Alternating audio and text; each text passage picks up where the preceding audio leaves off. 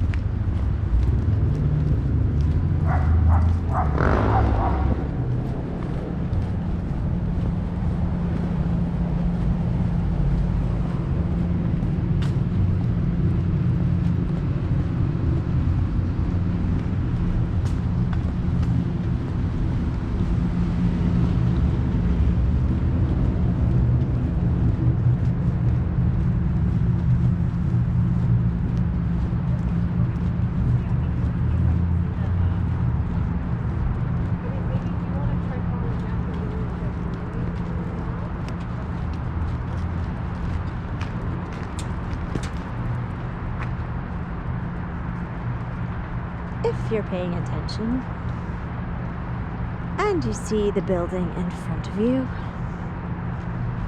ask yourself, whose house was that?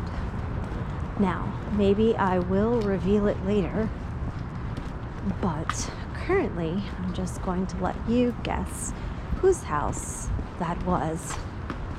That person is no longer living, but that person contributed a lot to the world, and particularly to one of the life forces of New York City.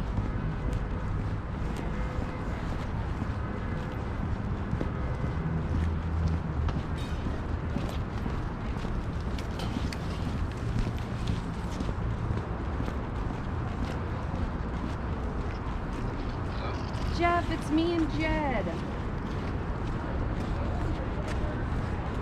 We're getting closer to the destination. And in this case, me personally, I feel like the destination in this case is much more enjoyable than the journey. Because the journey to get here was kind of boring, and I'm not really even sure you're going to see the footage from getting here, as I found it extremely boring, possibly not noteworthy, not even sure whatever I was saying has any value.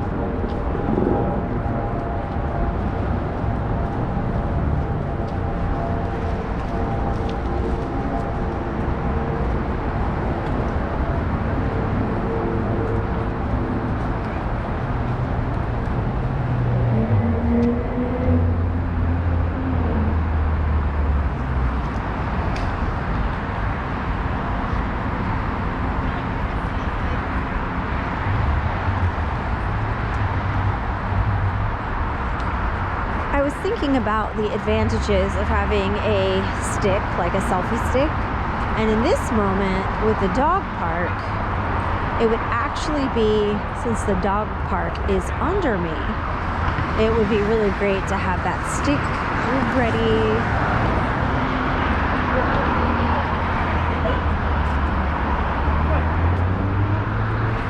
But instead, I decided to lean over.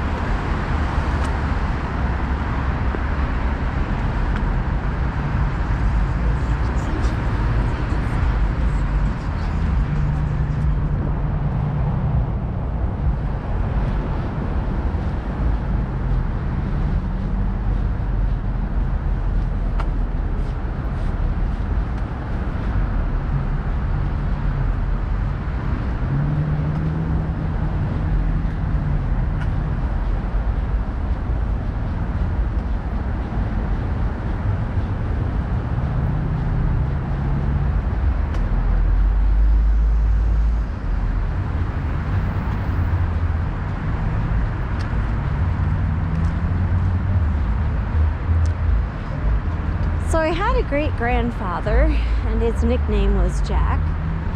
And in the 3rd grade, he left school and he had various jobs.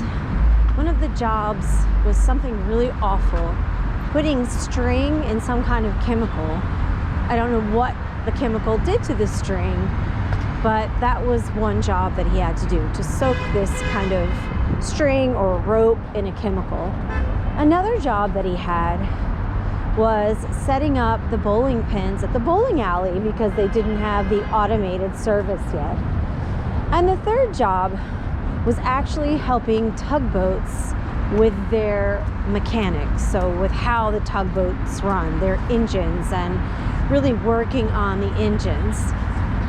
And I bring this story up today because we're right here in front of some barges with some cranes, and so I'm sure that a tugboat was definitely utilized in one way or the other with this getting here and stopping here.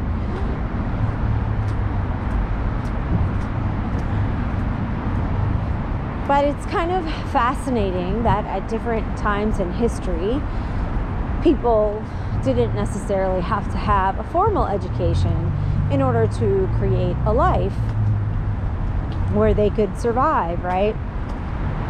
One of my favorite stories about that, I love my great-grandfather's story because he was my great-grandfather, and I'm so grateful that, you know, he was a hard-working man and he was self-taught and people could depend on him. But another person that really inspires me is Dave Thomas. And unfortunately, Dave Thomas of the Wendy's chain is no longer with us.